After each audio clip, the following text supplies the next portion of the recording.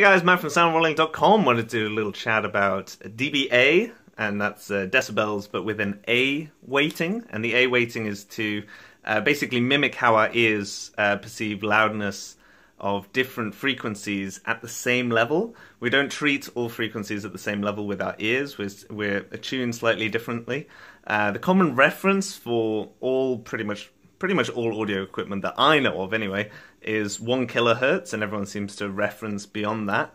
And yeah, that's just a common benchmark for most audio equipment and broadcast equipment. And so I think it's Fletcher and Munson in 1933 came up with the Fletcher and Munson curve, and this means it predicts a certain curve, and I'll show you on the screen right now. So that curve means the level that a certain frequency has to be perceived as the same loudness. So 1 kilohertz is less than the lower frequencies. Lower frequencies, again, bigger waves. So you actually need a higher amplitude to move the ear as much as lots and lots of tiny waves. But if you imagine it just like, I guess, the ocean compared to a ripple, if you have lots of little ripples, it doesn't really move the ear that much. Our ears are very much like a VU meter. They take like an average overall. They're quite slow to react, unlike a peak meter, for instance, which is constantly finding the very highest point of all waves. So as an average, we're kind of going back and forth. So very high, small ripples don't really do much, and very low, slow changing frequencies, which would be the lower frequencies, tend to not affect us as much as well. Which is why speech frequencies are the perfect kind of in-between of strength and amount of wave cycles going up and down. But I just wanted to show you quickly, so I'll flip it around and then you can see the actual curve, and then on this website called jimprice.com, who collated a load of great information, and that'll also be in a link above in the information panel. So let's take a look.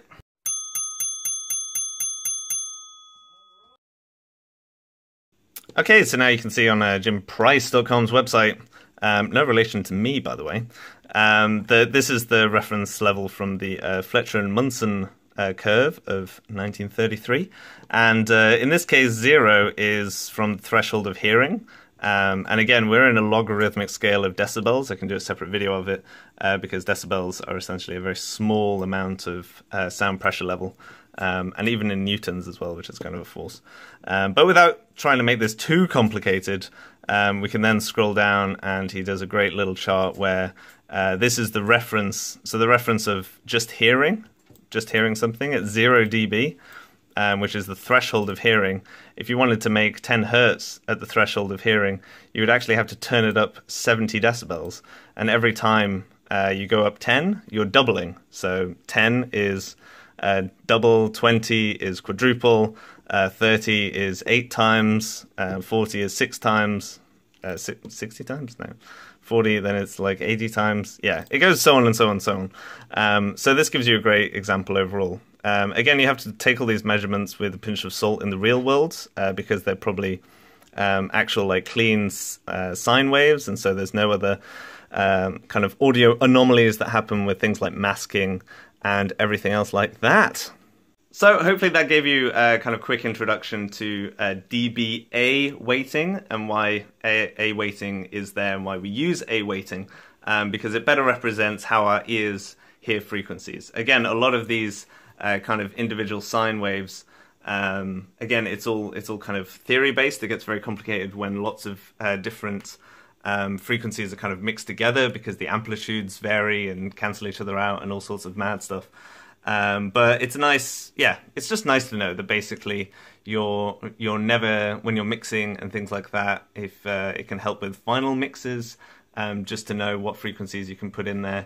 And it also, in terms of general loudness, you don't necessarily need a certain frequency to be as loud as other frequencies to give the same effect. So maybe you can give more depth in the mix. But hopefully, again, that made sense in terms of just the introduction to decibels as an A weighting scale. And I'll try and do, there's also a C weighting scale and a B weighting scale, but they're generally for louder sounds. So something happens essentially when the reference level is even louder than just the threshold of hearing. So, if you like this video, you can give it a thumbs up, and of course, subscribe, and there will be another video very soon. See you later.